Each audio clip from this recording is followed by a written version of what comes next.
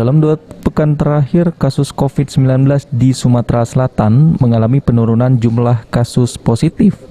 Penurunan kasus positif ini terjadi dan diklaim karena faktor pemberlakuan pembatasan kegiatan masyarakat atau PPKM. Kepala Dinas Kesehatan Sumatera Selatan, Lesti Nuraini, menjelaskan berdasarkan data kasus COVID-19 di awal Agustus, dari tanggal 2 hingga 9 Agustus tercatat ada 4.198 kasus per minggu.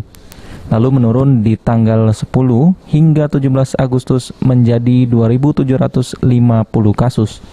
Bahkan tidak hanya indikator kasus yang menurun saat ini, indikator lainnya seperti bed occupancy ratio atau BOR atau jumlah keterisian rumah sakit pun perlahan menurun.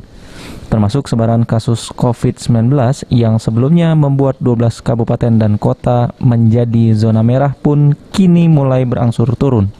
Kemudian beberapa indikator lain juga dapat dilihat dari berkurangnya kebutuhan oksigen cair di rumah sakit, yang mana jika 1 bulan lalu kebutuhan oksigen mencapai 30 ton per hari, maka di bulan ini hanya 20 ton oksigen cair per hari. Ini sangat fluktuatif. Sebelum ini lebih dari 25 ton kebutuhannya, hampir 30 ton malah ya.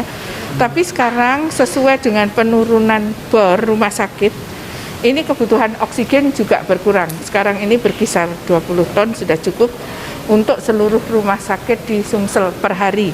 Nah, kemudian kalau yang tabung gas itu kurang lebih berdasarkan data search online itu per hari 3.000-an tabung gas ya.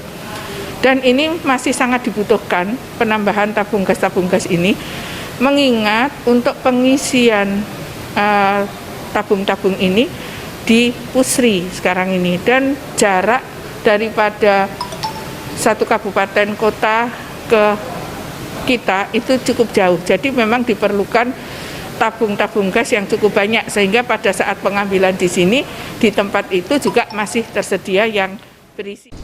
Meski demikian, masyarakat diminta untuk harus tetap taat protokol kesehatan dan jangan sampai lalai. Masyarakat juga dituntut untuk tidak boleh euforia berlebihan terhadap penurunan kasus ini dan tetap harus waspada. Okta Alfarizi, PAL TV.